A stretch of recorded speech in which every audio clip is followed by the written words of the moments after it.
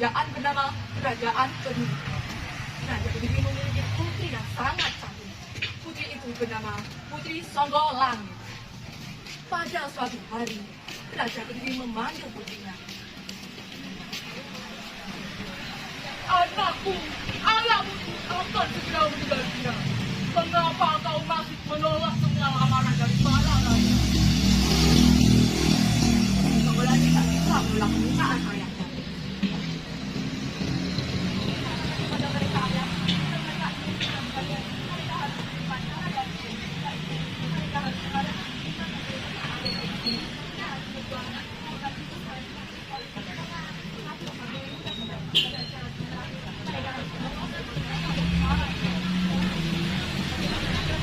Setelah Raja Kediri menemukan syarat itu, hanya dua raja yang sanggup mengikuti sayembara. Mereka adalah Raja Singobarong dari Kerajaan Lodoyo Blitar dan Raja Klono Swandono dari Kerajaan Wenger Ponorogo. Dari semua melawan Putri Songgolangit, siapakah yang merupakan saingan terberatku? Raja Klono Swandono dari Kerajaan Wenger. Dia menyampak akhirnya Raja Singobarong dan Pati Pitolo mengatur siasat untuk mengalahkan Raja Klono. Beberapa hari kemudian, Raja Klono sudah menyiapkan semuanya. Tetapi hanya satu yang belum ia miliki, yaitu binatang berkepala dua. Ia hanya memiliki seekor merak yang sangat indah. Rombongan Raja Klono pun berangkat ke kerajaan itu. Tetapi di tengah jalan, rombongan Raja Klono dihadang oleh singa yang ganas. Sebenarnya singa itu adalah Raja Singobarong. Beberapa prajurit menjadi korban keganasan singa itu. Raja Klono pun berpikir bagaimana cara menghentikan singa itu. Tiba-tiba merak miliknya pergi ke atas pundak singa. Pada saat yang bersamaan, Raja Klono mengeluarkan pedang sakti miliknya. Hadun Saman Diman! Jadilah kau binatang berkepala dua, Singobarong! Merak yang sedang menempel jadi satu. Kini lengkap sudah persyaratan yang diajukan oleh Putri Songgolangit. Raja Kediri pun berangkat ke kerajaan Kediri dan melakukan pentas di sana. Akhirnya Putri Songgolangit menerima pinangan Raja Klono. Sejak saat itu, pertunjukan yang ditampilkan oleh Raja Klono dinamakan dengan Reok Ponorogo. Pesan dari cerita saya adalah, jika ingin mendapatkan sesuatu, berjuanglah sendiri, jangan merebut milik orang lain, karena dapat merugikan diri sendiri dan Suatu hari, ayahnya merasa gundah dan dia berkata kepada Dewi Songgolangit, "Anakku Dewi Songgolangit, engkau selalu menolak semua lamaran mereka. Bagaimana jika mereka nanti sakit hati kemudian menyerang kerajaan kita?" Mendengar perkataan ayahnya itu, akhirnya Dewi Songgolangit pun berpikir, "Baiklah ayahanda, hamba mau menikah, asalkan calon suami hamba memenuhi syarat-syarat yang hamba ajukan. Syarat pertama, dia harus bisa membuat pementasan, musik dan tari yang belum pernah ada di negeri ini. Syarat yang kedua, dia harus membawa 140 ekor kuda kembar beserta prajurit sebagai iring-iringan pengantin. Dan yang ketiga ayah, dia harus bisa membawa seekor binatang yang berkepala dua." Akhirnya sayembara itu diumumkan ke seluruh negeri. Satu demi satu peserta mengundurkan diri karena dianggapnya syarat-syarat itu terlalu berat bagi mereka.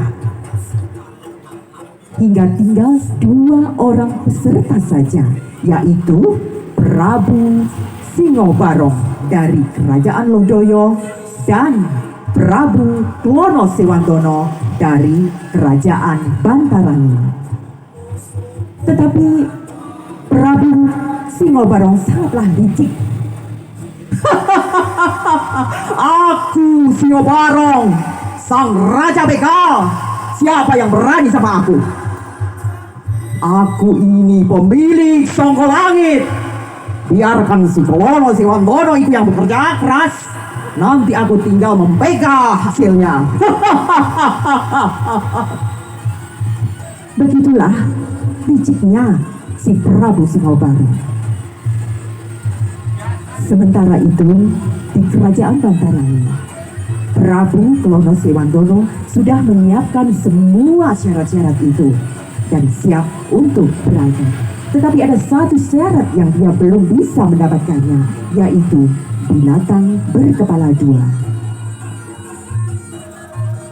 Aku tidak bisa menemukan binatang berkepala dua.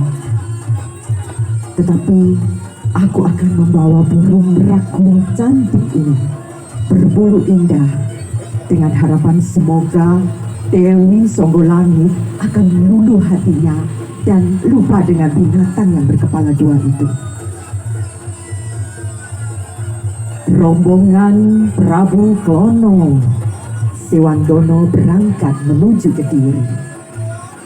Tetapi di tengah perjalanan, tiba-tiba ada seekor harimau raksasa menyerang prajurit mereka. Mengamuk, memporak-porandakan semua prajurit Klono Sewanggono. Tahukah bahwa harimau raksasa itu adalah jelmaan dari Prabu Singobaro? Satu demi satu prajurit Singobaro, prajurit Klono Sewanggono pun tumbang. Mereka lari terbirit-birit. Ada macan, ada macan, ada macan. Begitulah mereka takut. Akhirnya membuat Klono Sewanggono pun berpikir, bagaimana cara menjinakkan harimau yang tengah mengamuk itu.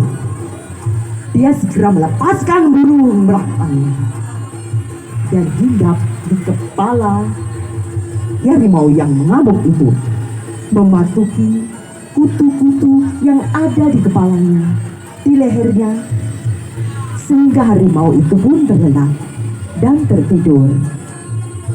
Dari kejauhan, Klono Sewanggono melihat ada seekor binatang yang seakan-akan berkepala dua. Kemudian dia segera mengambil cambuk saktinya, Cemeti. Aduh, saya lupa ya. Cemeti Samandiman. Terima kasih Ibu Juri. Mohon maaf nilainya jangan dikurangi ya. Cemeti Samandiman. Cepat!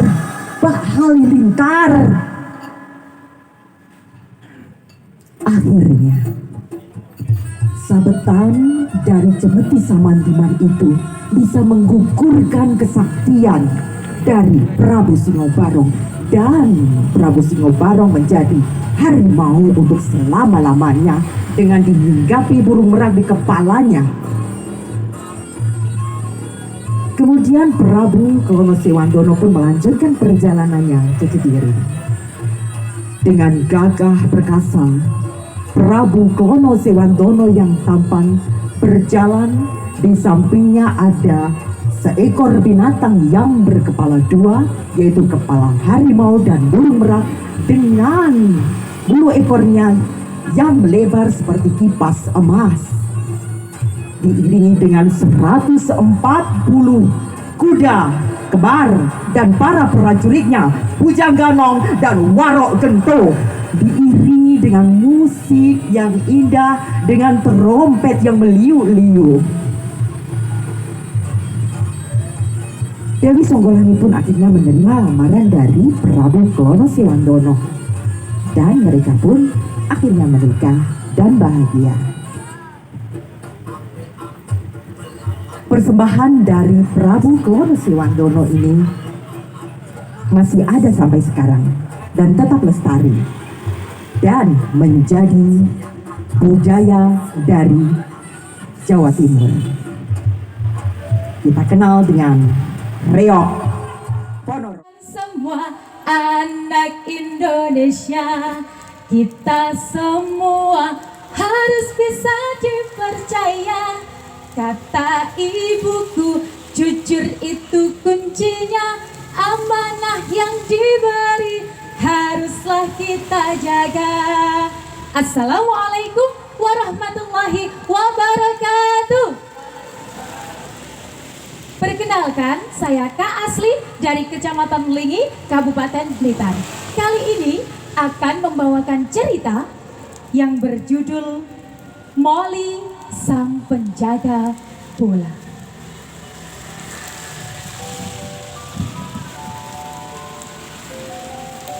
Pagi itu, Molly, si monyet kecil, dan Barry, si beruang, bermain bola di lapangan.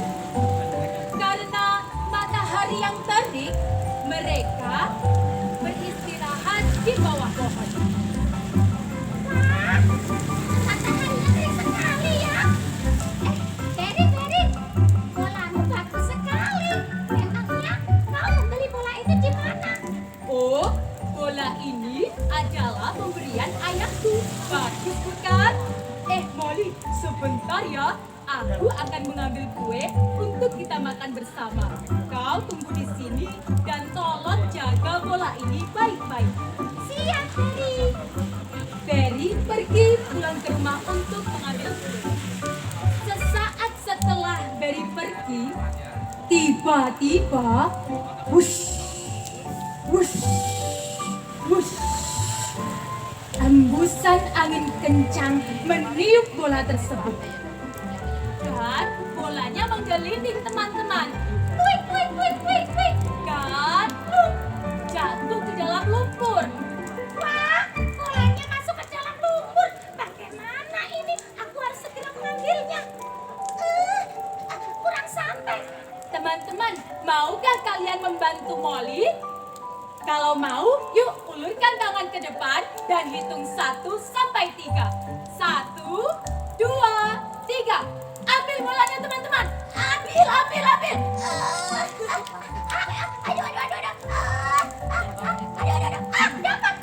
Tapi bolanya kotor, teman-teman. Waduh, bagaimana ini? Aku harus segera membersihkannya karena aku harus bisa dipercaya.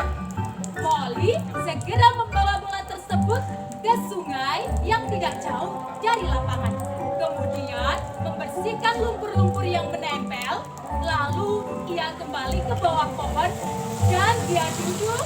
Setelah itu memeluk erat-erat bola tersebut agar tidak menggelinding lagi.